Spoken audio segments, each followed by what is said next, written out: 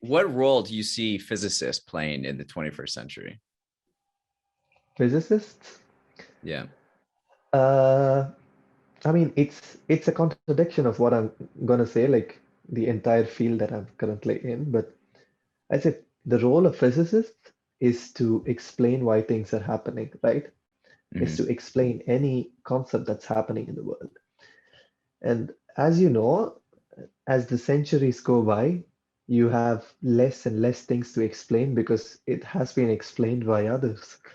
So it's Mm. like if you look at the field that I'm currently doing, like if I did the same, or if I did like 5% of the work 100 years ago, I would have got a Nobel for it.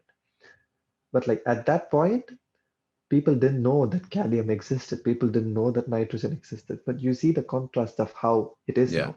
So right now, just finding gallium and nitrogen and combining together in a plasma is not so big a deal.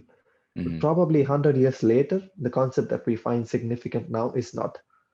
So physicists, the role of engineers and the role of architects would be even more than the role of physicists. And that's what I feel because, of course, there would be new concepts to explain, but the concepts would be harder and there would be lesser.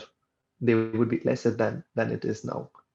Because every day you see the explanation of something that was unsolved before.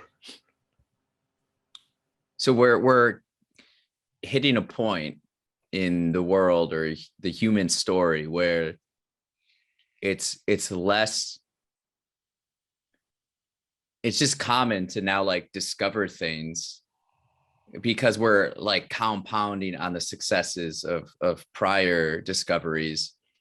Yeah, And we're are we just going to be like inventing more and like creating more inventing more. We would be inventing more, but we wouldn't be or efficient? discovering more. So we're not Like, discovering.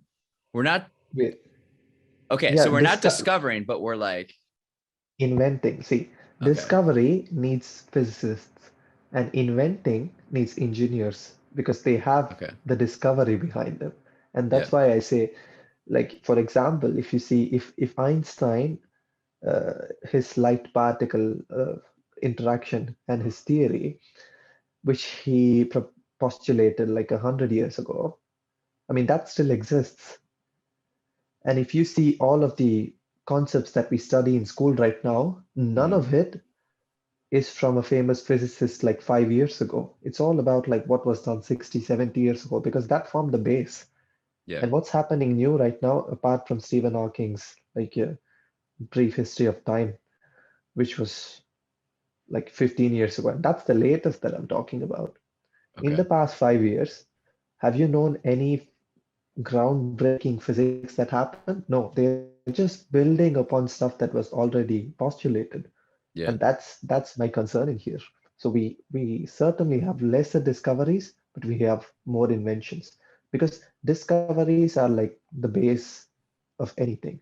Hmm. And I feel that like the basis, I mean, for finding a base, like the saturation point is nearing.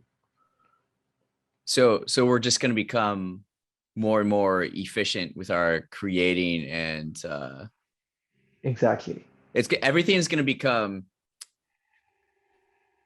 bigger and cheaper to make, right? Like we have an imagination of what we want to create and we already know like the stuff behind it. We just have to figure out how to do it, the process in doing it, and how to do it cheaply, right?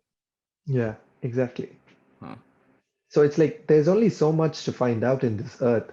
And right now with that technology, I mean, just as an example, you know the periodic table, you know the elements in it. I mean, how many elements have been found recently? They just work with the ones that they have found because in the earth there is nothing more to find. So is that Maybe you why we're excited for a space exploration? maybe, yeah. I mean, Yeah. that could be another solution for more discoveries, but as I said, in our generation, that's Yeah. pretty much impossible.